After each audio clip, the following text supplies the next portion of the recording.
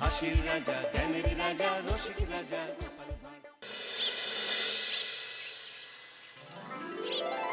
সত্যি এই বছর আমাদের কৃষ্ণনগরে ঠাকুর মুখ তুলে চেয়েছেন। হ্যাঁ মহারাজ, ধান একেবারে পরিপূর্ণ হয়েছে। তা কবে ধান কাটা হবে পুটির বাবা? ধান তো একেবারে পেকেই এসেছে, সপ্তাহখানেকের মধ্যে ধান কাটতে হবে। বেশ বেশ, তাহলে তো ভালোই হলো। এই মাসের শেষের দিকেই তো নবাব বাহাদুরকে শস্যের খাজনা পাঠানোর কথা। হ্যাঁ মহারাজ, এবারে নবাব বাহাদুর খুশি হবে। ঠিক বলেছ গোপাল।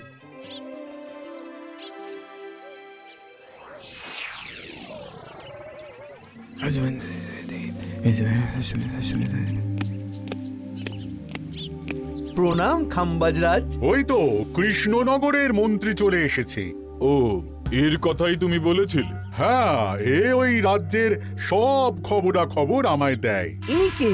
ইনি হলেন জমিদার কেশকান্ত বর্মন, আমার রাজ্যেরই দক্ষিণ পশ্চিম গ্রামের জমিদার, আমার প্রিয় বন্ধু। নামটা বেশ অন্যরকম, কেশকান্ত। আসলে ওদের বংশ পরম্পরায় সকলের উন্নত ঘন কেশ আছে, তাই ওদের পরিবারের সবারও নামে একটা করে কেশ আছে। আমি খাম্বাজ রাজের সৌমিত্র এবং সুপরামর্শদাতা। কিছুদিন আগে আমার মাথায় খুব খুশকি হচ্ছিল, মাথার চুল পাতলা হয়ে আসছিল। কিন্তু আমার পরামর্শে একটা তেল মাখতেই মহারাজের মাথার চুল এখন ঘন হয়ে উঠেছে, আর কোনো সমস্যা নেই। বাহ বাহ বাহ, ভালো ভালো ভালো। এবার তাহলে কাজের কথাটা বলে দিন। এবারে তো শুনলাম তোমাদের রাজ্যে অনেক ধান উৎপাদন হয়েছে, তাই স্বাভাবিকভাবে নবাব বাহাদুরের কাছে রাজস্ব অনেক বেশি দেবে, কি তাই তো? হ্যাঁ, এবারে রাজস্ব দানে কৃষ্ণনগরে প্রথম হবে। না, তা হবে না। নবাবের কাছে অত ধান পৌঁছবে না, এমনকি কৃষ্ণচন্দ্রের কাছেই চাষিরা বেশি ধান রাজস্ব দিতে পারবে না। সেটা কি করে হয়? পাকা ধানে মই দিতে হবে। বললাম না, ও আমার সুপরামর্শদাতা। হ্যাঁ, আমার মন্ত্রীকে বাণিজ্যের কাজে বাইরে পাঠিয়েছি কিছুদিন, তাই কেশকান্ত মাঝে মধ্যেই আমার কাছে আসে, গল্পগুজব করে আর সুপরামর্শ দেয়। কিন্তু আমি কি করব? তুমি রাতের অন্ধকারে চাষিদের ধান জমিতে পাকা ধানে মই দিয়ে দাও, এমন ভাবে কাজটা করবে যাতে কাক পক্ষীতেও টের না পায়। আর তাতে আমার লাভ? প্রত্যেক বছর নবাব রাজস্ব দানে বিজয়ীকে 3000 মোহর দেয়, আমি তোমাকে তার থেকে 1000 মোহর উপহার দেব। 1000 মোহর? হ্যাঁ হ্যাঁ, যাও যাও যাও, কাজটা শুরু করে দাও। আচ্ছা।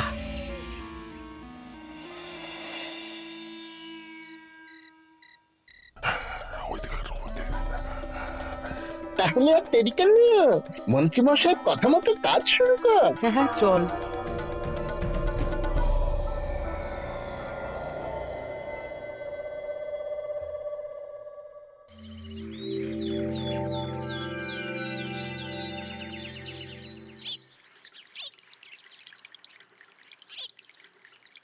এবারে তো চাষাবাদ বেশ ভালোই হয়েছে। আশা করি নবাব বাহাদুরের কাছ থেকে এবারে আমরাই পুরস্কার পাবো। হ্যাঁ মহারাজ, সারা বাংলায় কৃষ্ণনগরের মতো উৎপাদন এই বছরে কোথাও হয়নি। সর্বনাশ হয়ে গেছে মহারাজ, সর্বনাশ হয়ে গেছে। কি সর্বনাশ হয়েছে গো পুটির বাবা? গতকাল রাতে আমাদের সব জমির পাকা ধানে মই দিয়ে দিয়েছে। সে কি? এবার আমরা কি করব মহারাজ? কাদের কাদের জমিতে হয়েছে এসব? যেই জমিতে তাকাবেন সেই জমিতেই এই কাণ্ড, ধান ঝরে সব মাটিতে পড়ে আছে। এবার আমরা কি করব? হায় হায় হায়, এবার আমাদের রাজ্যের কি হবে? নবাব বাহাদুরকে তো জবাব দিতে পারবো না। বড় বিপদ হয়ে গেল, রাজ্যে গ্রহের প্রকোপ নেমে এলো। ও, আর কদিন পরেই আমার টেকে আসবে 1000 মোহর। ঠিক আছে, তোমরা সবাই এখন বাড়ি যাও। না, আমার মন মেজাজ ভালো নেই।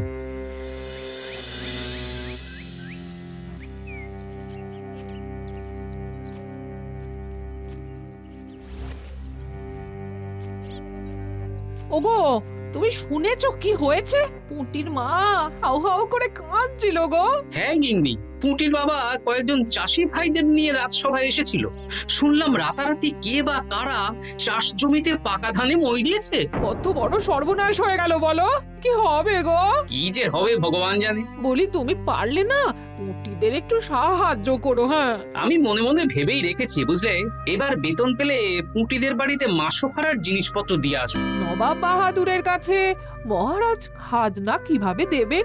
সেটাই তো বুঝতে পারছি না। আপনি এত চিন্তা করবেন না। রাজবাড়ির ভাড়ার থেকে আপাতত কিছু বস্তা ধান পাঠানোর ব্যবস্থা করুন।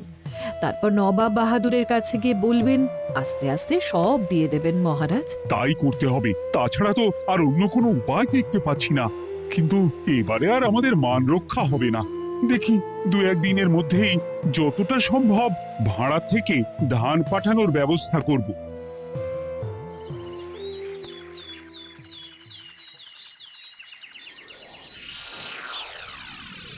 এই বছর 10,000 বস্তা ধান রাজস্ব এসেছে খাম্বাজ রাজ্য থেকে, 7,000 বস্তা ধান এসেছে বর্ধমান রাজ্য থেকে, আর মাত্র 100 বস্তা এসেছে কৃষ্ণনগর থেকে। তাই এই বছরের বিজয় রাজ্য হচ্ছে খাম্বাজ রাজ্য। খাম্বাজ রাজ্যের রাজার হাতে 3,000 মোহর উপহার হিসেবে তুলে দিচ্ছেন। আর কৃষ্ণচন্দ্র, তোমার রাজ্যের এরকম হাল কেন? এবারে আমাদের সমস্ত রাজ্যের পাকা ধানে কেউ বা কারা মই দিয়ে দিয়েছে। সেসব তোমার মাথা ব্যথা। আমার ধান কোথায়? 100 বস্তা ধান রাজস্ব, কম করে 800 বস্তা ধান রাজস্ব দেওয়ার কথা, কিন্তু তুমি তোমার কথার খেলাপ করেছো। এই বছর আমি নিরুপায় জাহাপানা। আমিও নিরুপায়। হয় তুমি আগামী 1 সপ্তাহের মধ্যে আমাকে 5,000 মোহর দেবে, নইলে কৃষ্ণনগরের সিংহাসন থেকে সরে যাবে। এত বড় শাস্তি দেবেন না নবাব বাহাদুর। আপনি অন্তত মাস 6 সময় দিন, আবার ধান চাষ করিয়ে আপনাকে প্রাপ্য ধান দেওয়া হবে। বেশি কথা বলছো কৃষ্ণচন্দ্র। তুমি 5,000 নয়, 6,000 মোহর 1 সপ্তাহের মধ্যে দেবে। বেটা গোপাল বেশি পাকা, অত কথা বলতে কে বলেছিল? গোপাল, এটা তুমি কি করলে? হায় হায় হায়!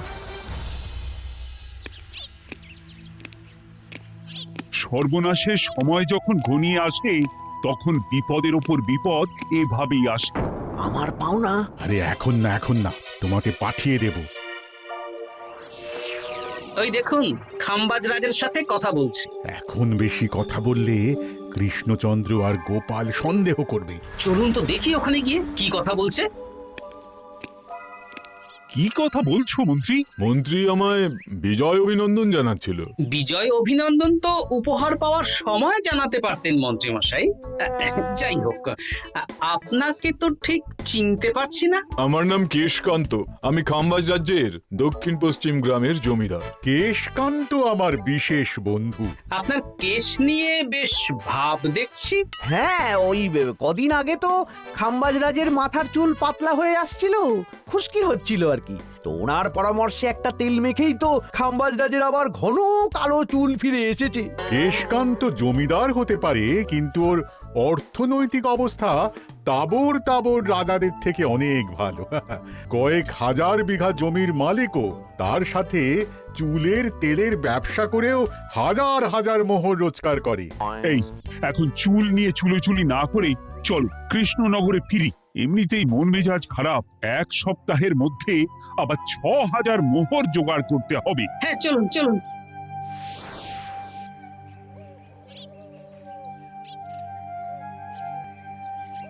আচ্ছা মন্ত্রীমশাই, আপনি এই কেশকান্ত জমিদারের ব্যাপারে এত কিছু জানলেন কি করে? ওনার সাথে তো আমাদের আজই প্রথম দেখা। হাওয়ায় কত খবরই ভেসে আসে, সেরকম আমার কানেও এসেছিল। সব বাদ দাও। গোপাল, মন্ত্রী, দুজনেই ভাবনা চিন্তা করো কিভাবে 6,000 মোহর জোগাড় হবে। পাকা ধানে মই পড়লো, এখন আবার এত বড় বোঝা। আমার কাছেও মহারাজ বেশি অর্থ নেই, সব মিলিয়ে মিশিয়ে ওই 150 থেকে 200 মোহর মতো আছে বাড়িতে। যদি বেশি থাকতো আমি আপনাকে নিশ্চয়ই সাহায্য করতাম মহারাজ। তাও করতেন কিনা সন্দেহ। তুমি চুপ করো। মন্ত্রীমশাই ওই লোকটাকে জানলো কি করে? এই লোকটাকে তো আগে দেখারই কথা না। না, ব্যাপারটা নিয়ে ভাবতে হবে। চলুন চলুন।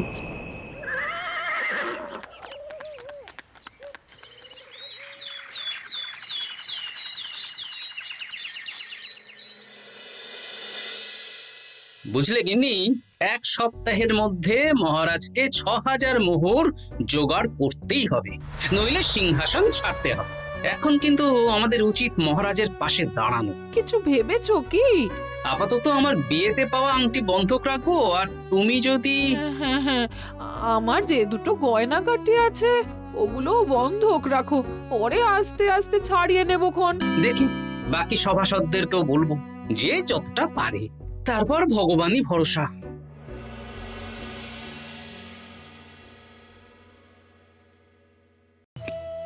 আপনি এত চিন্তা করবেন না মহারাজ। চিন্তা না করে কি আর কোনো উপায় আছে?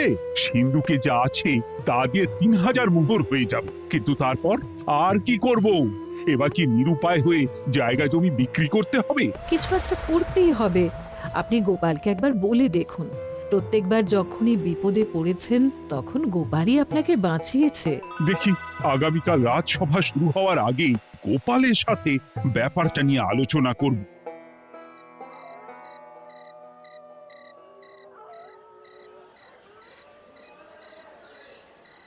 এই যে শ্যাকরা, কি করছো? এই তো, বলুন। শোনো, আমার গিন্নির জন্য একটা হীরের হার বানাতে হবে, ওই 1000 মোহরের মধ্যে। 1000 মোহরে তো হীরের নাক, কান, গলা, হাত, পা সব গয়না, এই সব গয়না হয়ে যাবে মন্ত্রীমশাই। তাহলে বানাও, এই নাও 1000 মোহর। ওরে বাবা, মন্ত্রী মশাই, 1000 মোহর! এই মন্দার বাজারে এত মোহর কোথায় পেলেন? গতকালই তো বললেন আপনার কাছে 150 থেকে 200টা আছে। সে যেখান থেকেই পাই তাতে তোমার কি? না, আমার কিছু না। শ্যাকরা, আমি কয়েকটা গয়না বন্ধক রাখবো। দেখি কি আছে। এই সব মিলিয়ে এতে আমি 15 মোহর দিতে পারবো। বেশ, তাই দাও। আমি ধীরে ধীরে শোধ করে গয়নাগুলো ছাড়িয়ে নেব। হ্যাঁ, মন্ত্রীর ব্যবহারগুলো বেশ সন্দেহজনক লাগছে। দেখি, গুপ্তচরকে কাজে লাগাতে হবে, মন্ত্রীর পিছনে ছায়ার মতো লেলিয়ে দিতে হবে।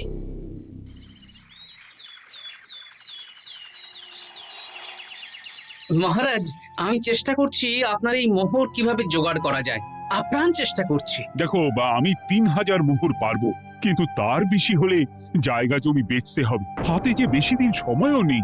আচ্ছা মহারাজ, দেখছি।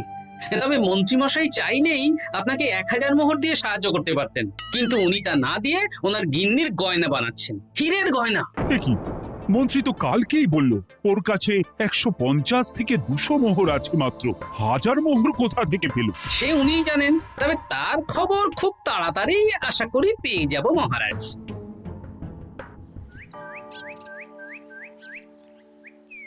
কাজটা একদম ঠিক করলেন না মন্ত্রী মশাই? আপনার কথা শুনে আমরা সবার জমির পাকা ধানে মই দিলাম, কিন্তু আমরা একটা পয়সা পেলাম না। আপনি যে এই কাজ করার জন্য খাম্বাজ রাজার কাছ থেকে ওই 1000 মোহর উপহার পেলেন, সেটা দিয়ে গিন্নির গয়না বানাতে দিলেন, কিন্তু আমাদের বেলায় লবডঙ্কা। আরে তোদেরকেও দেবো, একটু সবুর কর, আগে গিন্নির মাথাটা ঠান্ডা করি। না না, আমাদের এক্ষুনি চাই। আরে এক্ষুনি কি করে দেবো, আমার হাত খালি। আচ্ছা আচ্ছা, ঠিক আছে, এই নে 2 মোহর ধর, 2 ভাই ভাগ করে নে, পরে আরো দেবো। এটা কিন্তু ঠিক না। এসব আলোচনা খোলামেলা জায়গায় করা উচিত না। উফ, পরে তোদের সাথে কথা বলবো, এখন যেতে দে, বাজার করব, তারপর আবার রাজসভা আছে।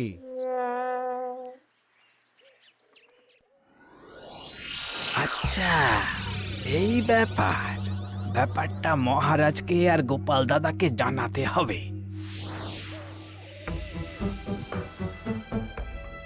গোপাল দাদা, মহারাজ আসল খবর পেয়ে গেছি। কি খবর?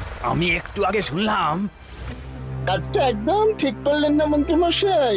আপনার কথা শুনে আমরা সবার জমির পাকা ধানে মই দিলাম, কিন্তু আমরা একটা পয়সা পেলাম না। আরে তোদেরকেও দেবো, একটু সবুর কর। মন্ত্রী, আমি না তোমাকে মেরেই ফেলবো। মহারাজ, মন্ত্রী মশাই এখানে গৌণ, উনি অর্থের লোভে এসব করেছেন, আর ওনাকে দিয়ে করিয়েছেন খাম্বাজ রাজ। হ্যাঁ, যাতে এবারে বিজয়ী হতে পারেন। তাই আপনি এই খবর 5 কান করবেন না মহারাজ। আমি খাম্বাজ রাজ আর ওই কেশকান্তর কাছ থেকে ক্ষতিপূরণ ঠিক আদায় করে আনব। কিন্তু কিভাবে? শুনুন তাহলে।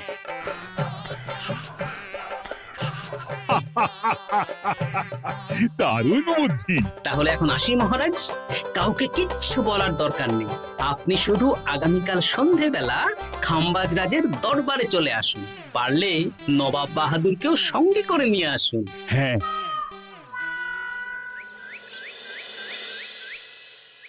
প্রণাম খাম্বাজ রাজ। কে আপনি? আমি হতাশ রঞ্জন, পশ্চিমে থাকি। কি চাই বলুন? কিছু চাই না, তবে একটা কথা শুনলাম তাই বলতে এলাম। কি কথা?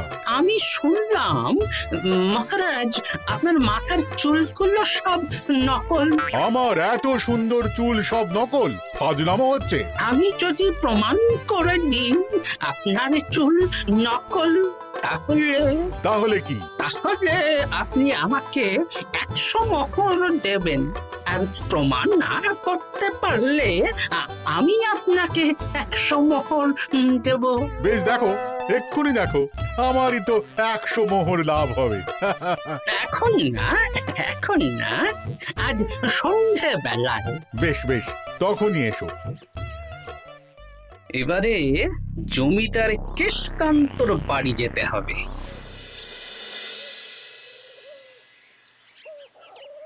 জমিদার মশাই বাড়ি আছেন? কে মশাই আপনি? আমি হতাশ রঞ্জন, পশ্চিমে থাকি। আমি বিশাল ক্ষমতাশালী লোক। কিসের ক্ষমতা? আমি রাজরাজাদের মারধর করি, চুল ধরে টানি, শাস্তি দিই। এসব কি উল্টো পাল্টা বলছেন? খাম্বাজ রাজ আপনার বন্ধু না? হ্যাঁ, প্রিয় বন্ধু।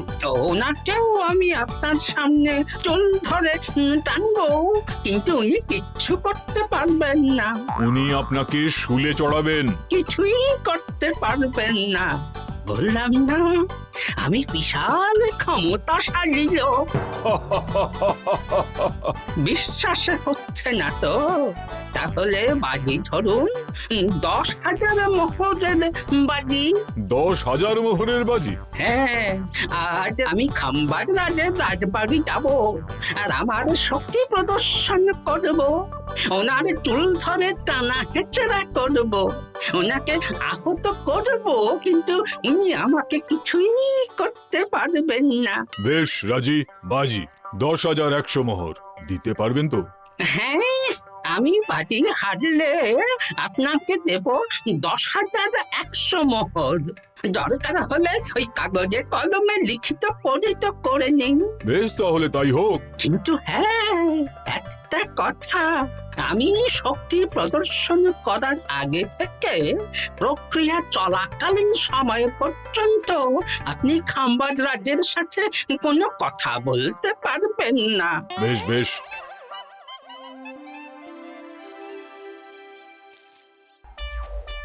তাহলে শুরু করি। শুরু করো। এবার আমি প্রমাণ করেই ছাড়বো।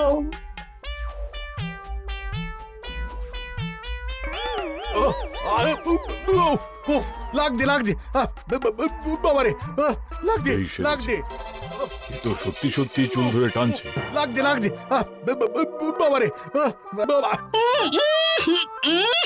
ওরে বাবা রে বাবা, কি শক্ত! এ কি, খাম্বাজরাজ কিছুই তো বলছেন না? তাহলে কি আমি হেরে গেলাম? না না খাম্বাজ রাজ, আমার ধারণা ভুল, যা শুনেছি তাও ভুল।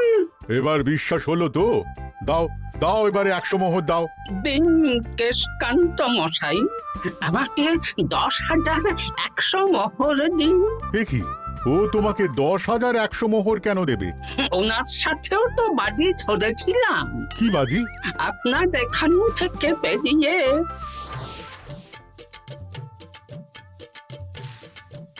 এবারে দিন তো দেখি, সব কাগজ কলমে লেখা আছে। এই নাও। হায় হায় হায় হায়।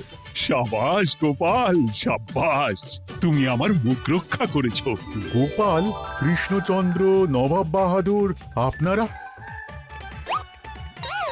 হ্যাঁ, আমি গোপাল। এটা ছাড়া আর কোনো উপায় ছিল না খাম্বাজরাজ। আপনি আমাদের মন্ত্রীর মাথা খেয়ে যে জঘন্য কাজটা করিয়েছেন সেটা তো আর প্রমাণ করতে পারতাম না, তাই ছলে বলে কৌশলে আপনার প্রিয় বন্ধুর কাছ থেকে আদায় করে নিলাম। হ্যাঁ নয়, হ্যাঁ।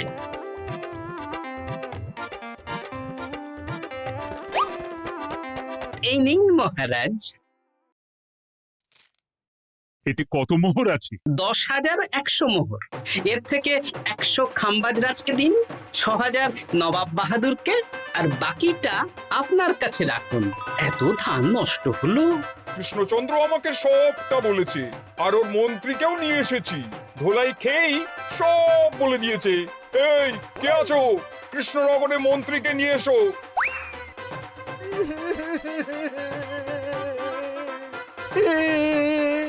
মার খেয়ে আমি সব বলে দিয়েছি খাম্বাজরাজ। উদ্ধার করে তো জাহাপানা, আমাকে ক্ষমা করে দিন। এর কোনো ক্ষমা নেই, তোমাকে আমি কারাগারে বন্দি করব। হায় হায় হায়, সামান্য টাকার লোভ করতে গিয়ে পুরো মাঠে মারা গেলাম।